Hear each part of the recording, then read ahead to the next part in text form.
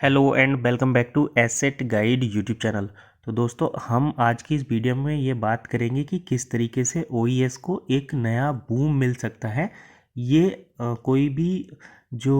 E commerce platform है या कोई भी जो नई मार्केट प्लेस आता है उसकी सक्सेस के लिए सबसे ज़्यादा बेस्ट पॉइंट है। तो अगर कंपनी इस ओर ध्यान देगी, जैसे हमारे जो इंडिया के लीडर्स हैं, अगर वो इस पॉइंट को फिगर आउट करके कंपनी के साथ जो बोर्ड मीटिंग है उसमें डिस्कस करें तो काफ़ी बेनिफिट इससे हो सकता है। तो देखिए, हम ऑनलाइन शॉपिंग के लिए अभी तक जो एग्जिस्टिंग प्लेटफॉर्म यूज करते हैं वो है Amazon, Flipkart, Meesho, Shopee, Spotify, जो भी हैं ये इस तरीके के प्लेटफॉर्म हैं जिनको हम ऑनलाइन शॉपिंग के लिए यूज़ करते हैं। और ओईएस जो है ई कॉमर्स प्लेटफॉर्म के अंदर है, तभी तो इस कॉइन को हम डील सेकर पर यूज करते हैं प्रोडक्ट को परचेजिंग करने के लिए। अब देखिए, एक कंपनी जो अपना प्रोडक्ट बनाती है वो अपने प्रोडक्ट को पहले ऑफलाइन फिर ऑनलाइन सेल करती है, और ऑनलाइन सेल करने के साथ उसको ज़्यादा पॉपुलैरिटी तब मिलती है जब वो एग्जिस्टिंग प्लेटफॉर्म पर एज ए मर्चेंट रजिस्टर होती है, जैसे कि अमेज़ोन पर रजिस्टर होना। यानी कि एक प्रोडक्ट, जैसे एप्पल का एक लैपटॉप है तो वो एप्पल के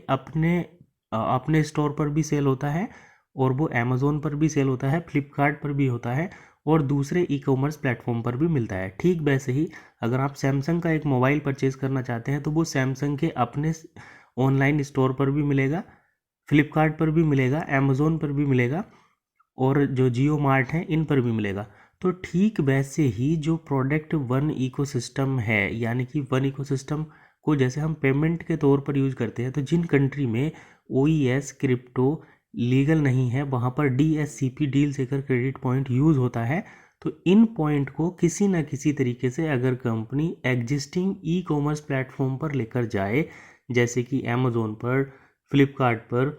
जियो मार्ट पर, या जो भी इंटरनेशनल वेबसाइट हैं उन पर, और इसको अगर कंट्री वाइज किसी एक ई कॉमर्स प्लेटफॉर्म पर भी पेमेंट के तौर पर यूज़ किया जाने लगे, जैसे कि हम फ्लिपकार्ट पर कोई शॉपिंग करते हैं तो हमें कुछ क्रेडिट पॉइंट मिलते हैं, ठीक वैसे ही अमेज़ोन पर कुछ क्रेडिट पॉइंट मिलते हैं। इन पॉइंट को हम यूज़ करके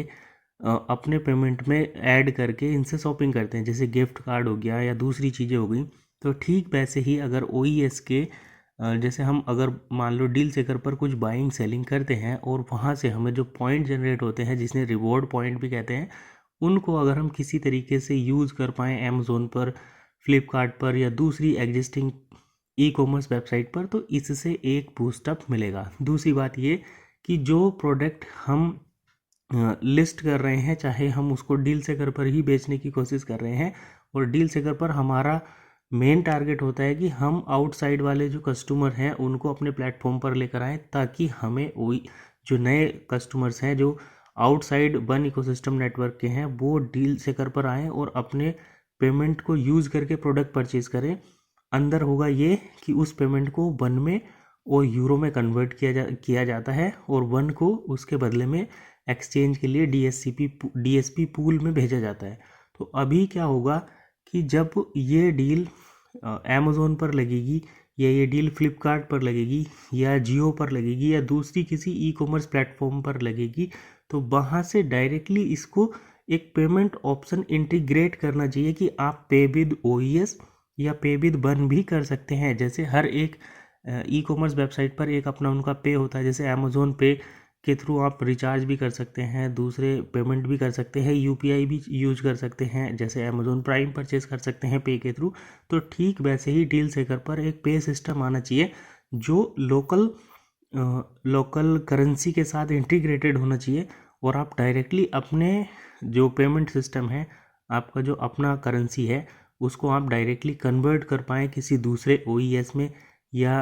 पॉइंट में। तो ये कन्वर्जन सिस्टम जल्दी से जल्दी आना चाहिए। अगर ये कन्वर्जन सिस्टम आ जाएगा, यानी कि ऐसा नहीं कि आपको एक प्रोडक्ट परचेज करना है कि आप, जैसे हमारा कॉइन है ओईएस, इसका प्राइस 42.5 यूरो अगर फिक्स है, तो इसी का एक डीएसपी टोकन जो है, डीएससीपी टोकन, वो मतलब हर टाइम एक्सेसिबल होना चाहिए आउटसाइड यूज़र्स के लिए। यानी कि जो भी वन इकोसिस्टम के मेंबर्स नहीं हैं वो उन्हें हैंड टू हैंड एक्सचेंज करके शॉपिंग करनी चाहिए। जैसे आपके पास ओईएस है, उस ओईएस को ग्लोबल पेमेंट सिस्टम बनना चाहिए, और वो ग्लोबली पेमेंट के तौर पर, जैसे डील उसको OES के DSCP पॉइंट को आप लेकर जाएंगे OneCoin में और Amazon पे और वहाँ पर डायरेक्टली उसको कन्वर्ट करके यूज़ कर पाएँ दूसरी ई-कॉमर्स प्लेटफॉर्म पर। तो अगर इस तरीके से चले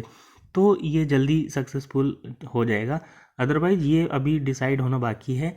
कि OES को एक मर्चेंट प्लेटफॉर्म पर करेंसी की तरह यूज़ किया जाएगा या फिर OES की ब्रांडिंग को यूज़ करते हुए डील सेकर पर कुछ मर्चेंट आएंगे। तो ये कंपनी अगर फोकस क्लियर करे कि भाई हम अपने कॉइन को एक ग्लोबल पेमेंट के तौर पर यूज़ करेंगे, तो आप DSCP के तौर पर कर सकते हैं, डील सेकर क्रेडिट पॉइंट। डील सेकर से पॉइंट दो और आप उसको किसी भी एग्जिस्टिंग ई-कॉमर्स प्लेटफॉर्म के लिए अवेलेबल करो। अगर आपको केवल डील सेकर पर ही करना है तो कंपनी की जो ऑफिशियल डील है उनको आप दूसरे एग्जिस्टिंग